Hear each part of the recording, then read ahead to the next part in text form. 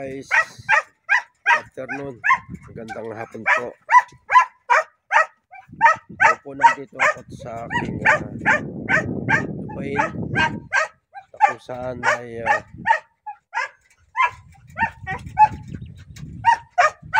bibisitahin natin yung ating mga pananim, tsaka yung windmill bigay ng Department of Agriculture. Mahina daw yung kuha ng tubig, so bibisitahin ko. Dito po siya.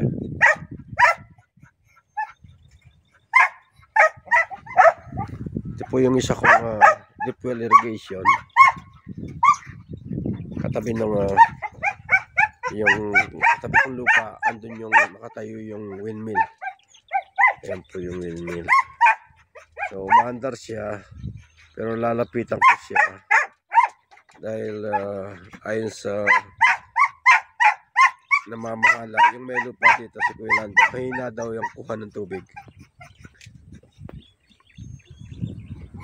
So pupuntahan ko siya dito. Ito naman po yung sa akin, yung damong yan, dala ng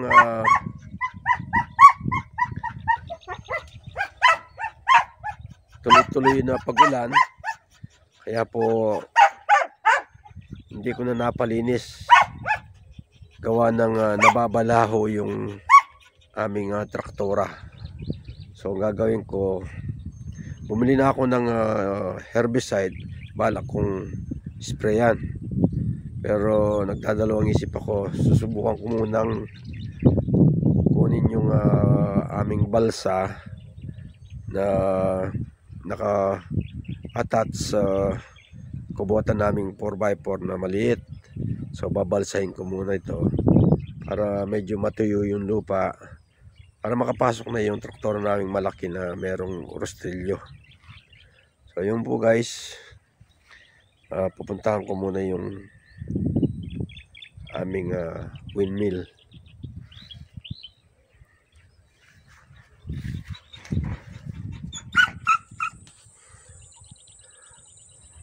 Ito po yung aming windmill irrigation system na bigay ng Department of Agriculture. Ito po ay nakatayo sa lupain ni Kuya Lando, na katabi ko namang lupa. Ayan po yung aking lupa.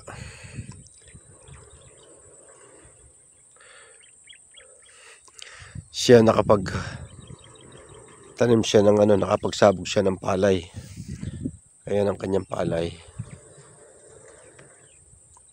Ako, natabunan ng damo yung aking palay. Pero sa kanya, nagawa niyang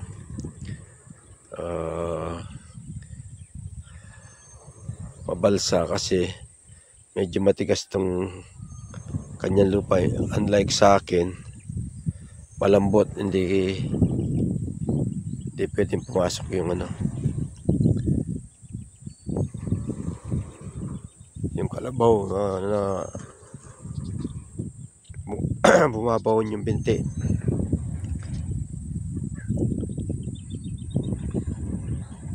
Ayan po, kasalukuyang umaandar yung aming windmill irrigation system. Yan po yung narinig nyo yan. Yan po yung ugong ng yung tubo na guide na papunta dun sa kanyang yung merong balat kung saan kumukuha ng tubig. Mamaya po lalapitan natin.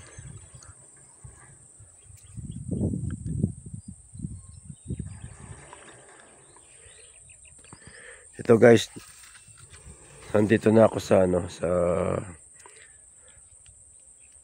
lipat ng aking bakod, ng aking lupain. Ayan, yan ang mga poste ko. Ayan. Itong windmill na to nakatayo sa lupain ni Kuya Lando. isa sa mga member namin sa aming asosasyon. Dito namin itinayo yung windmill para maraming makakuha ng tubig. Kasi po hanggat may hangin na medyo malakas, hindi titigil sa pagpapump ng tubig itong windmill. So titignan natin,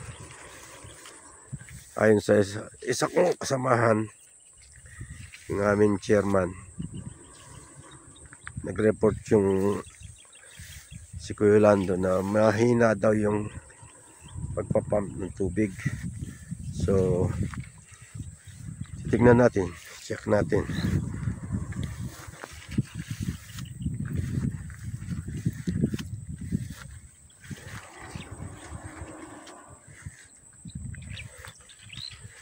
Medyo makulimlim ang panahon, pero mahina lang yung ihip ng hangin dito, kaya mabagal ang ikot ng LC.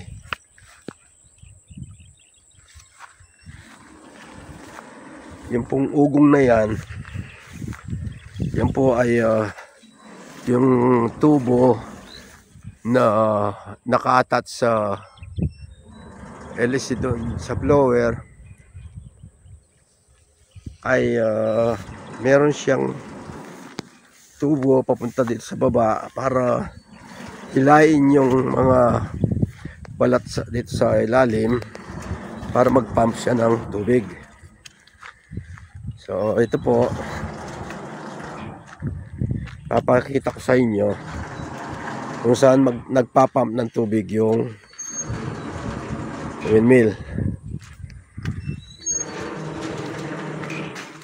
Ito pong hawak ko to, ayan po, sandali, ayan po.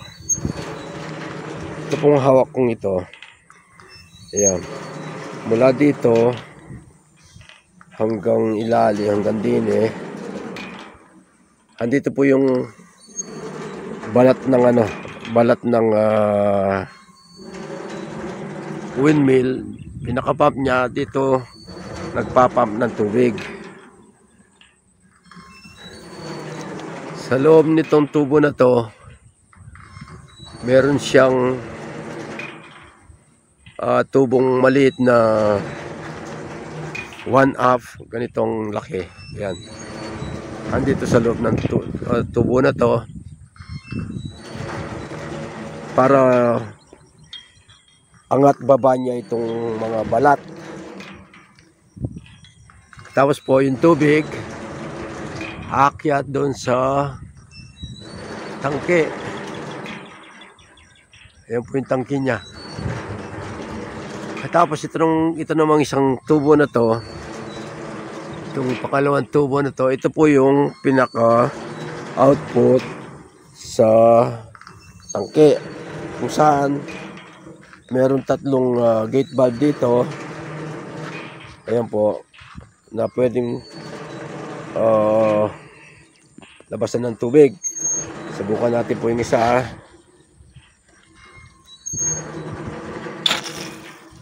Ayan po. Yung pangalawa. Ayan po.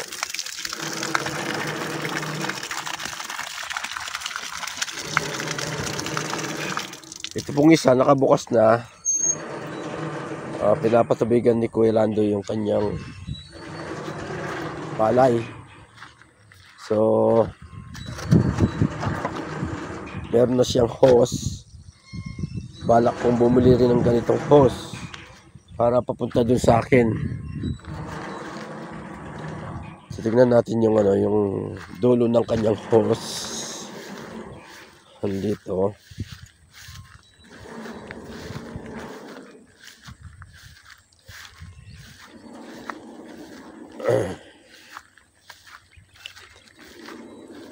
Haba pala ng hose. Ito, parang papunta sa bahay niya. Oh.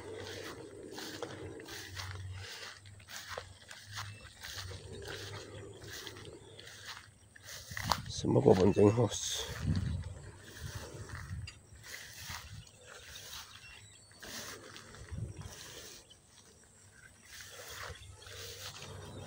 Tama. Papunta dito sa kanyang impounding area.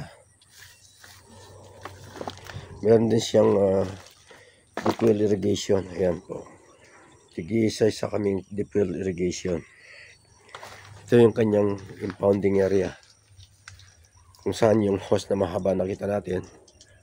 Ayan po.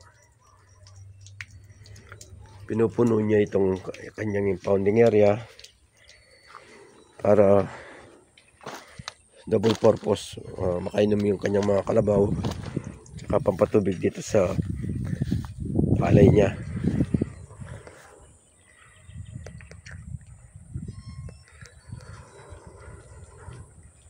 So yun po guys, kasalukuyang umiikot yung pinaka blade ng windmill,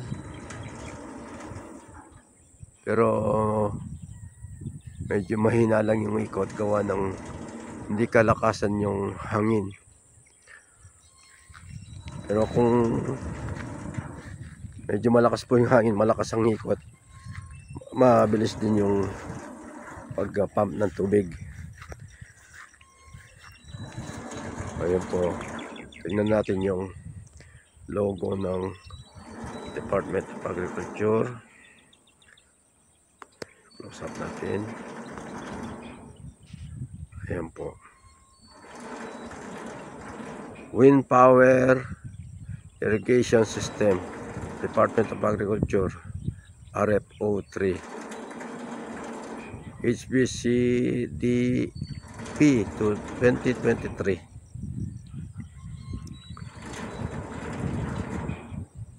Kikita niyo po yung close up ulit kung paano nagpapump ng tubo. Yan yung gitna, sa malapit sa ilalim ng blade, merong akyat baba na tubo. Ayun, may akyat baba tubo. Yun po ay connected dun sa sinasabi ko na pinaka niya, dun siya nagpapump. Yung tubo na yun, sa gitna ng tubo na rin na yan, dyan siya nagpapump. Ayan, natin ulitin ko.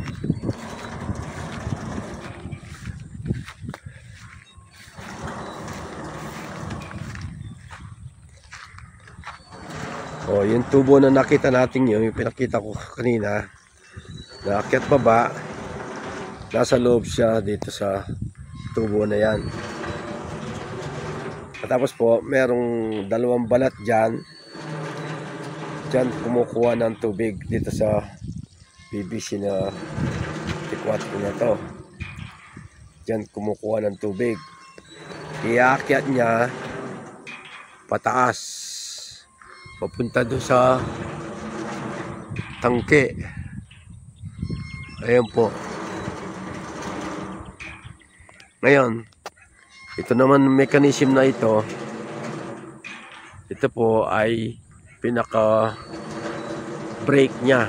Pag malakas po hangin, kapag mayroong bagyo, ibababa mo lang yung handle na yan para huminto yung pag-ikot.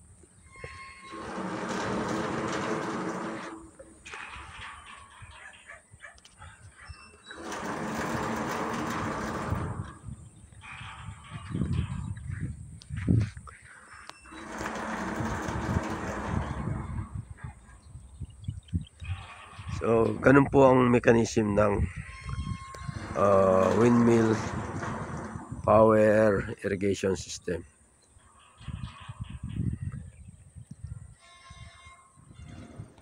Yun po guys, naipakita ko sa inyo yung aming windmill power irrigation system. Kaya malakas ang ikot, medyo lumakas yung hangin, lumakas yung ikot. Kaninang nandun ako sa ibaba, halos tumigil na siya. Kasi nga walang ganong hangin kanina. Ito malakas siya. Makulimlim po ang panahon ngayon dito. Ang oras ay alas 4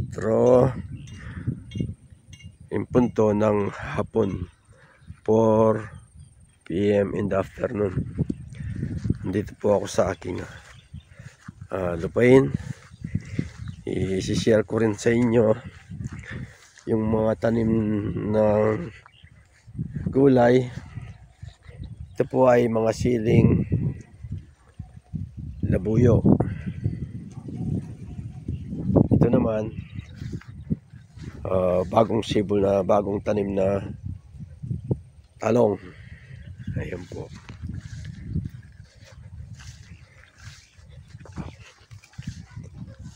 Ayan.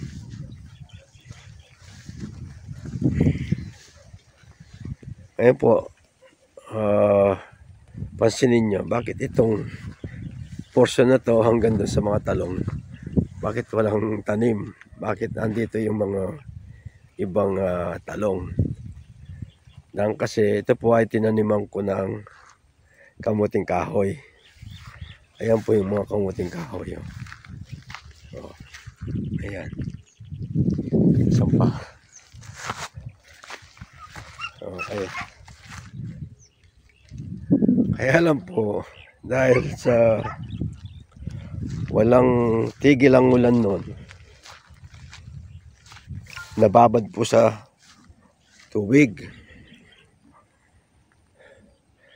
Actually po, pangalawang beses ko nang tinaniman ng kamuting kahoy itong portion na to. Hanggang dun sa aking irrigation na yun, nababad ng tubig. Ang mga kasabay niyang tinanim ko noon, ito pong nasa bandang itaas. Ayan po. Ayan po yung mga kasabay nila, mga una kong tinanim na kasaba. Ito dahil nasa bandang itaas, kaya hindi sila masyadong apektado sa tubig, sa ulan. Pero dito, dahil tubig sa taas pupunta rin natunaw yung mga maliliit na kamuting kahoy. So gagawin ko dito, dahil madalang lang naman, tatamnan ko ng mais. Nasa aming opisina na yung seedlings na mais na bigay ng Department of Agriculture, yung hybrid corn. Bawat isang bag ay nagkakahalaga ng more than 5,000 pesos. At may kasama ang isang sakong abono bawat bags ng mais. Itong sa akin siguro gagamit ng mga 2 bags yan. So 2 sako ring abono ang makukuha ko. Ito naman po ay siling panigang. Katatanim lang po kanina ni Kuya, yung kapatid ko. Ayun po yung kapatid ko. Ayan, katatanim lang kanina, kaya manually, individually, dinidiligan niya ng tubig para hindi sila malanta. Ayan. Ito namang talong, tinatanggalan po yung bunga. Kikita nyo maraming bunga. Sa kabila niyan, halos po may sipsip o saker ang mga bunga. Kaya tinatanggal yung bunga para mag-spray si Kuya. Maliit pa lang, meron ng sip-sip. Ayan, yun, sinip-sip na yan. Subukan natin tanggalin, buksan natin kung saan yung uhod. Dali, pupus ko muna. Ito po yung ano, yung uhod niya. Ayan. Kita nyo. Oh. Kapag may sinipsip na ganyan, siyempre yung mga namimili, ayaw nila. Reject yan. Pero kung hindi ka maselan, tanggalin mo yung portion na yan. Tapos yung ibang portion, wala namang uhod. Pero sabi ko kay kuya, itong mga insekto na to, dapat ay sunugin o ibawon o iano sa tubig. Kasi po pag lumaki na yan, magiging butterfly. Panibagong ano naman yun, generation nila, sisip-sip na naman. Ito po yung mga napitas, nalagay namin sa sako para kulubin at mamatay yung mga insekto. Yan, tingnan nyo. Sucker. Dami, maliit pa lang. Ito, maliit pa lang ito. Pero meron ng sip-sip.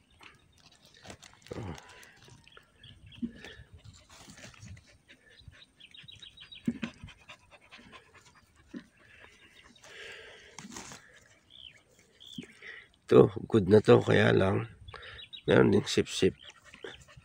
Ayan. Oo, negra. Negra, patot.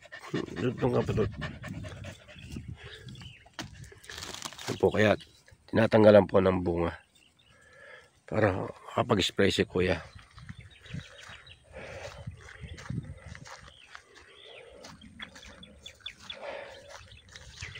Dito naman tayo.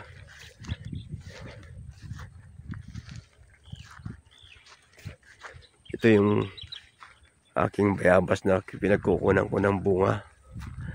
Nakakuha na ako ng 3 kanina. Hinog. Ngayon, wala nang hinog.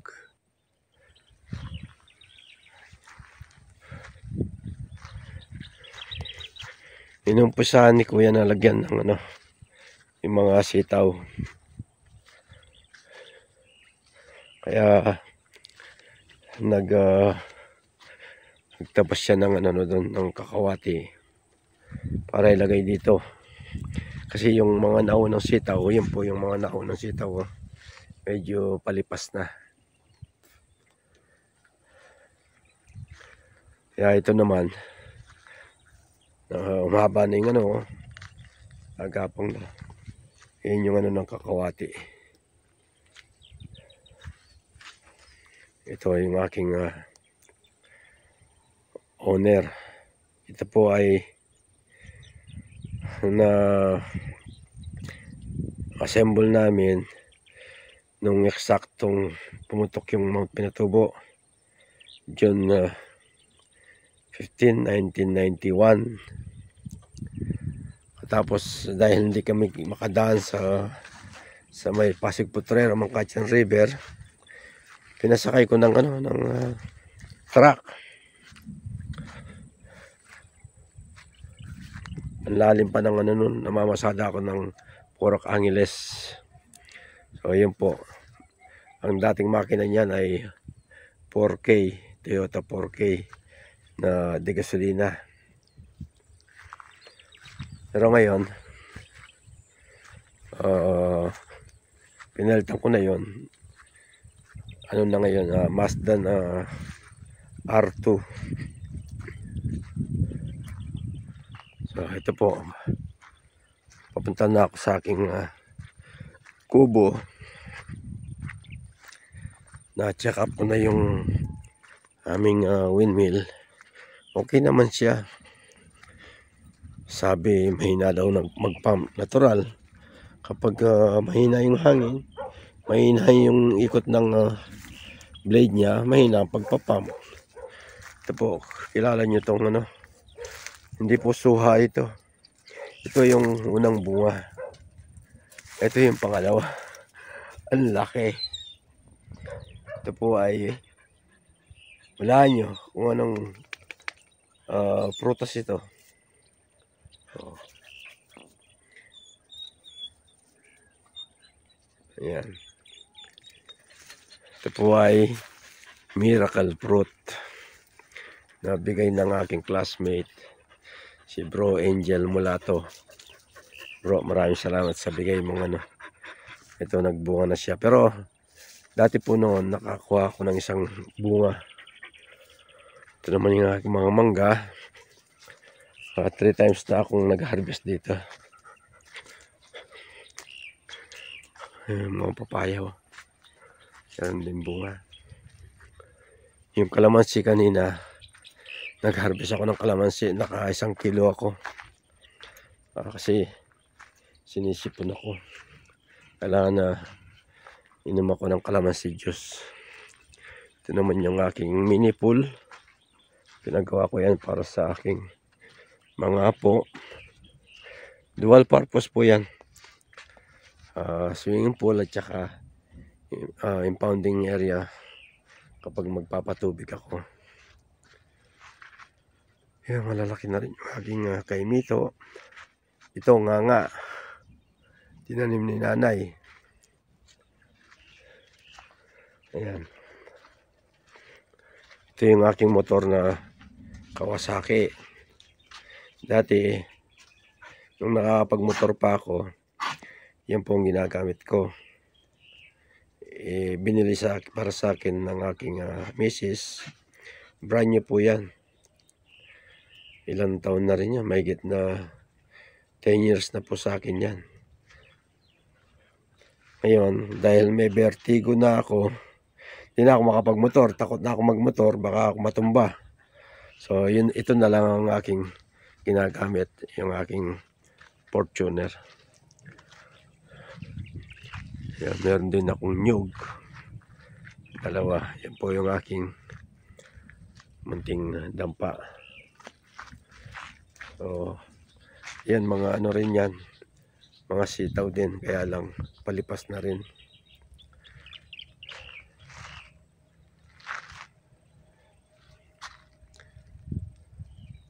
So, yun po guys. Dito na po nagtatapos ang aking munting vlog na to. Nandito na rin ako sa aking dampa. It's coffee time.